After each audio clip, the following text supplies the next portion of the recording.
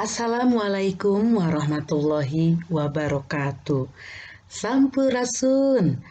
Para siswa kelas 8 SMP atanapi Madrasah Sanawiyah anu ku Ibu Lilis dipikareus tepang deui sareng Ibu dina pangajaran basa Sunda. Kumaha hidup daraman sadayana? Alhamdulillah. Mudah-mudahan hidup salawasna aya dina kaayaan sehat walafiat. Para siswa, dina danget ayeuna materi pangajaran anu baris dipedar ku Ibu nyaeta materi panata acara. Panata acara mangrupa salah sahiji kompetensi dasar anu kedah dicangking ku hidup di kelas 8 SMP semester 2. Namun satajan diajar tong hilap hidup kedah ngadoa heula supados di kegiatan aya dina kalancaran sareng kaberkahan. Para siswa, wilujeng ngaregepkeun materi panata acara.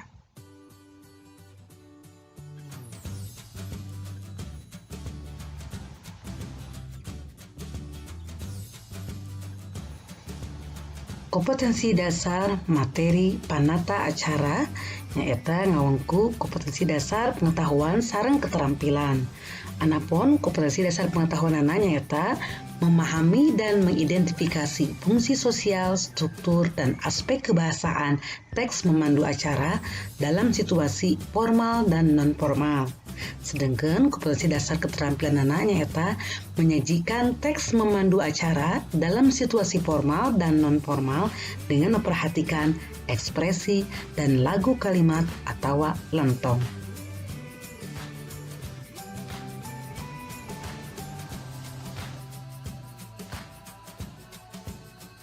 Sedangkan tujuan pengajaran materi panata acara nyaeta anu kahiji mengidentifikasi struktur teks memandu acara dalam situasi formal dan non-formal dengan tepat.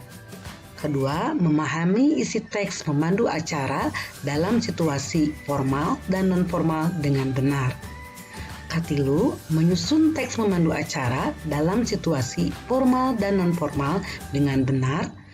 Dan keempat, mendemonstrasikan memandu acara dalam situasi formal dan non-formal dengan memperhatikan ekspresi dan lagu kalimat atau lentong.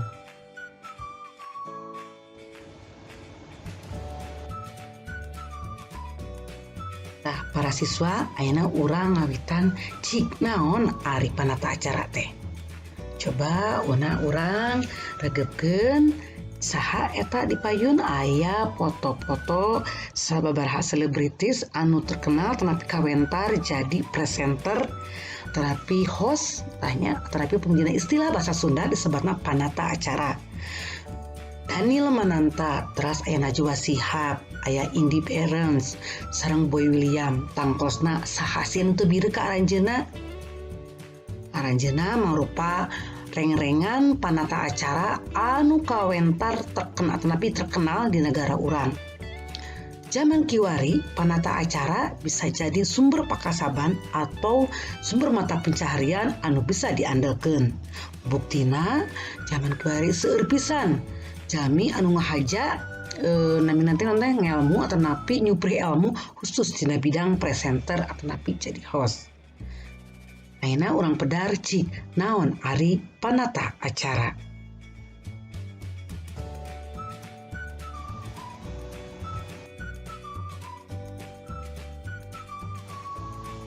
Panata acara atau napi dina bahasa Sunda dikenal oge istilah pangjejer acara Dina bahasa Inggris sebatna Master of Ceremony atau napi MC. Sedangkan dina bahasa Indonesia aya menyebut istilahna pembawa acara, pemandu acara, protokol, host atau napi presenter. Terus naon atuh pancen panata acara teh? Saha nu terang? Nah, leresnya panata acara nyaeta jalma anu mibanda pancen atawa tugas pikeun ngatur tur nyusun hiji acara sangkan lumangsung kalayan lancar luyu jeung agenda acara anu geus ditantukeun. Jadi jelas pisan panata acara ieu jalma anu boga tanggung jawab lumayan gede pikeun ngokolakeun hiji acara.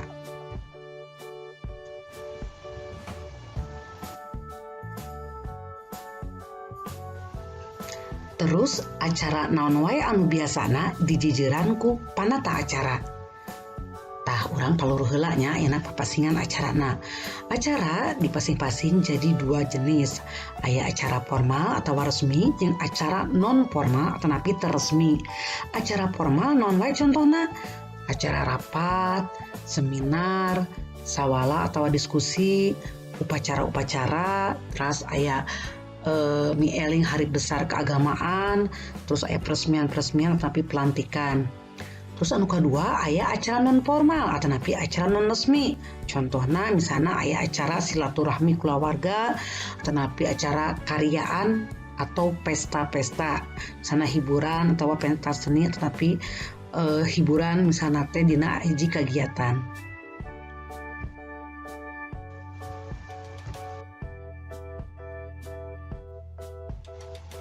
Kusabab jadi panata acara mibanda tanggung jawab anu kacida pentingna dina ngokolakeun hiji kagiatan tangtuna teu sagawayah jadi panata acara. Aya sababaraha hal anu kudu diperhatikeun.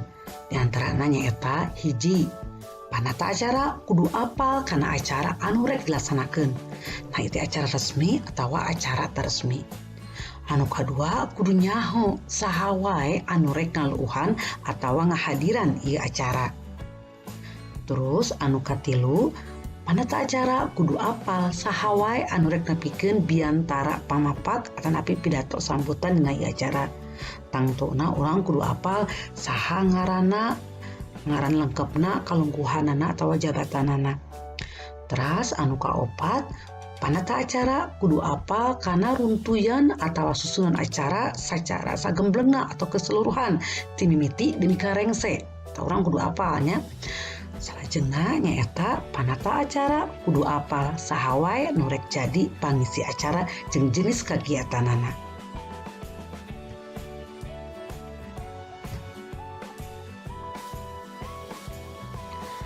Salian tina hal-hal anu penting anu kudu diperhatikeun tadi aya oge hal-hal teknis anu kudu diperhatikeun nalika jadi panata acara.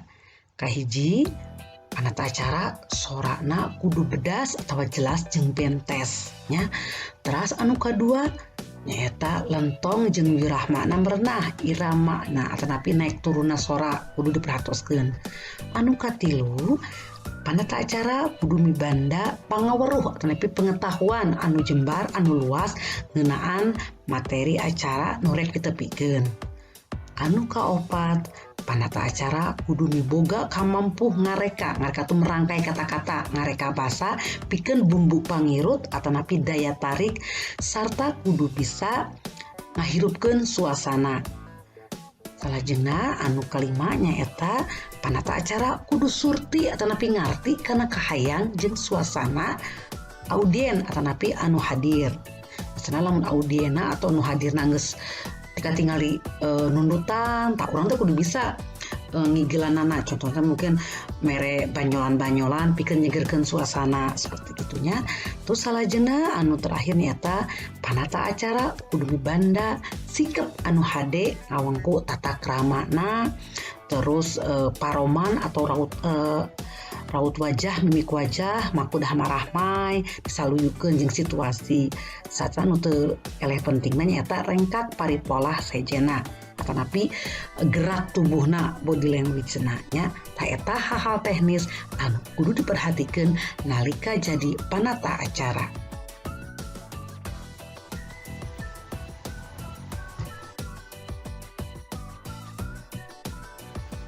salajengna urang maluruh struktur teks panata acara.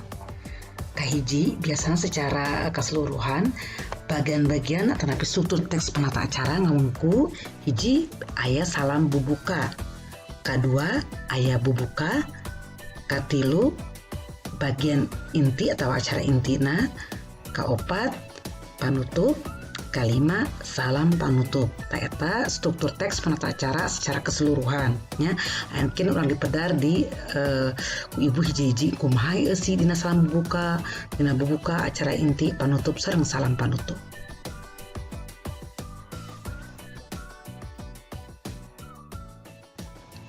Tah naon wae ayeuna eusi anu dipedar dina bagian-bagian atau struktur teks penata acara. Anu kahiji tadi aya naon? Aya salam bubuka. Salam bubuka biasana ngucapkeun salam Assalamualaikum warahmatullahi wabarakatuh. Terus nu kadua salam Sunda yang biasana sampurasun. Rampes diwalar ku para hadirin. Terus orang ngandugikeun ngawilujengkeun wilujeng enjing, wilujeng siang, wilujeng sonten atapi wilujeng wengi saluyu jeung kaayaan harita. Anu kadua nyata aya bubuka. Naon wae si bubuka teh?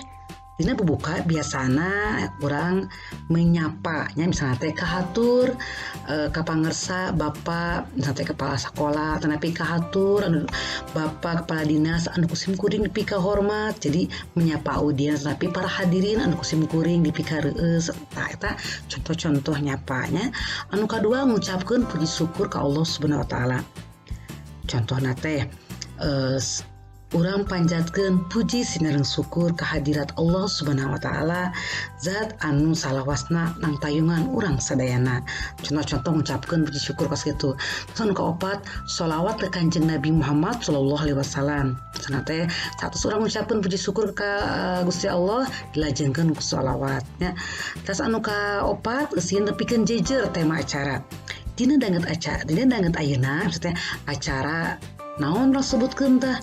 Nah acara rapat dinas, nah acara mieling poe bahasa Indung, nah acara pelantikan urang disebutkeun acara naon tapi temana dina acara eta nya. Terus anu salajengna dina buka biasa oge dipedar ngeunaan nepikeun runtuyan. Anapun agenda acara kegiatan ayeuna nya eta hiji naon dugi ka rengsek urang didugikeun ka para hadirin. Tah eta eusi teks penata acara kanggo di bagian salam bubuka sareng bubuka.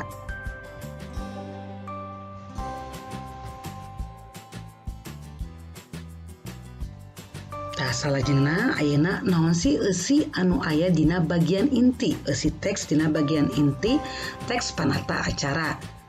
Dah biasanya dipedar deui susunan acara secara detail tingawitan dugi ka akhir. Urang disebutkeun terus aya oge rekabasa pikeun ngawilujengkeun. Contohna teh acara salajengna nyaeta urang sami-sami ngaregepkeun biantara pangbagya di pangersana Bapak Kepala Dinas Pendidikan sareng Kebudayaan Kota Sukabumi. Kapangersana Bapak Kepala Dinas sumangga dihaturanan. Tah kos kitu contoh ngawilujengkeun anak persilahkan. Terus anu katilu ngucapkeun nuhun. Saupami pengisi acara tos beres ngisi acara tong hilap urang ngucapkeun nuhun. Hatur nuhun kareng-rengan misalna teh paduan suara Spansa Prima anu parantos midangkeun lagu himne Spansa. Tah urang ngucapkeun nuhun tak kos kitu nya. Tetapi simkuring haturkeun nuhun pisan ka pangersana Bapak sareng Ibu anu parantos misalna teh kersa rumpaheun atanapi ngaluhan ieu acara. Tiasa oge bagian tiwas kitu nya. Terus anu kaopat nyaeta aya disebut bagian panutup. Naon wae tah anu ditulis atanapi anu didugikeun dina teks panata acara di bagian panutup. Kahiji biasana ucapan panuhun, tapi urang nganuhunkeun kana kehadirin atanapi ka para pangisi acara. Contohna simkuring asmana panata acara ngahaturkeun seueur nuhun laksa ketika bingahan ka Bapa miwah Ibu anu parantos misalna teh ngargepkeun tanapi ngiringan ieu acara tingawitan dugi ka akhir takos gitunya. Terus nu kadua sasadu minta hampura, contohna simkuring neda dihapunten nu kasuhun wireh dina ieu mandu acara seueur kakirangan boh dina basa sareng rengkak paripola simkuring. Jadi dina panutup urang geus ngadugikeun ucapan panuhun sareng sasadu minta hampura. Terus nu ka pamungkas atau napi salam panutup. Biasanya ucapan salam, wassalamualaikum warahmatullahi wabarakatuh. Wilujeng tepang deui sareng simkuring dina acara salajengna. Eta ucapan paturai napi ucapan perpisahan. Tah eta para siswa eusi teks panata acara tingawitan tadi aya salam bubuka, bagian inti, panutup sareng salam panutup. Eta mangrupa namina teh struktur secara umum nya, tapi engke urang saluyukeun deui jeung jenis acara. Nah ieu acara resmi atau napi acara teresmi disaluyukeun teksna oge nya.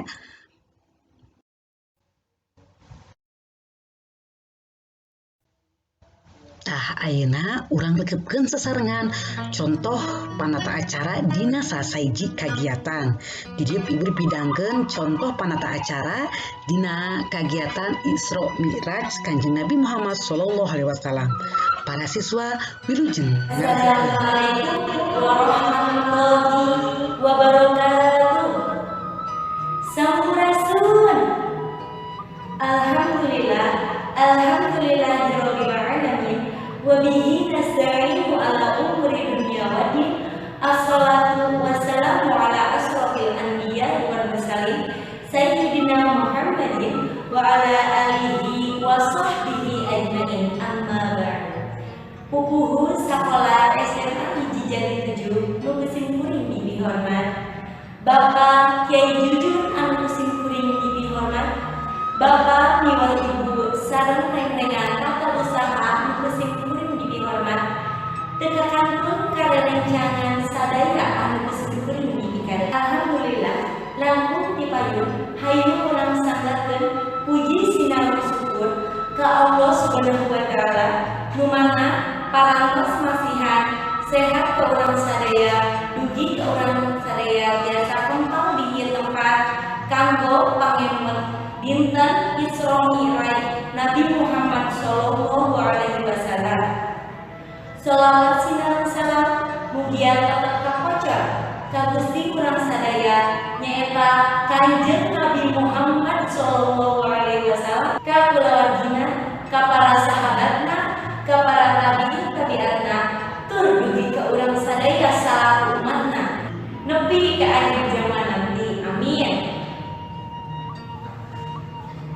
Abdi nyadaya bayineun hadirin sadaya tepangkeun wasta abdi Nur Hayati sejak dugikeun sababaraha acara baris disanggakeun di antawisna nyaeta kahiji mubuka, kadua maos ayat suci Al-Qur'an dilajengkeun sholawat nabi, katilu laporan ti ketua panitia pelaksana, kaopat pamapak ti pupuhun sakola SMA hiji Jati 7, kalima tausiah, kagenep panutup atanapi doa.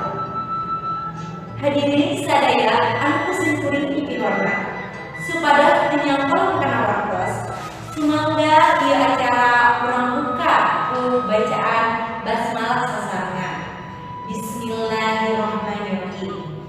Acara salajengna nyaeta maos ayat suci Al-Qur'an dilajengkeun sholawat nabi. Mangga kasaderek miasani waktu sinareng tepat disumanggakeun. Hatur nuhun kasaderek miasani anu parantos ngaoskeun ayat suci Al-Qur'an sareng mimpin salat nabi. Acara salajengna nyaeta laporan ti ketua panitia pelaksana nyaeta kasaderek Ibnu Adam. Mangga dihaturanna. Hatur nuhun kasaderek Ibnu Adam anu tos ngalaporkeun laporanna. Acara salajengna nyaeta pamapak ti pupuhun sakola SMA hiji Jati 7 nyaeta ka Bapak Dr. Andes Ahmad Hermansyah. Waktos sinareng tempat disumanggakeun. Hatur nuhun ka Kesana anu tos ngadugikeun pangapagna. Nica ka acara inti nyaeta tausiah ti Kiai Jujun. Kakersana Kiai Jujun mangga tempat sareng waktos disayakeun. Hatur nuhun ka Kiai Jujun anu parantos ngadarkeun tausiahanana. Mugia naon nu dipedarkeunana tiasa mangpah kanggo urang sadaya. Amin. Pamungkas acara nyaeta doa utama panutup. Mangga kasadere Bagas Bohori kanggo mimpin doa di haturanan. Hatur nuhun kasadere Bagas Bohori, mugia doa urang dikabulkeun sadaya ku Allah Subhanahu wa taala. Amin. Sumangga ieu acara urang pungkas ku alasan hamdalah sesarna. Alhamdulillahirabbil alamin. Disimkuring rupina mun sakitu. Hatur nuhun karengengan panitia anu tos simkuring ngaturkeun nuhun karengengan panitia anu parantos ngabantosan tina sagala upinaha dugi ka ieu acara lancar. Hapunten pilih aya basa kirang pernah dina mana tingkah laku anu kirang sopan nuhunkeun dihapunten. Sakitu anu abdi tiasa dipihatur. Billahi taufiq wal hidayah. Wassalamualaikum warahmatullahi wabarakatuh. Tah eta barudak selesai dicontoh jadi panata acara dina kagiatan Isra Mi'raj.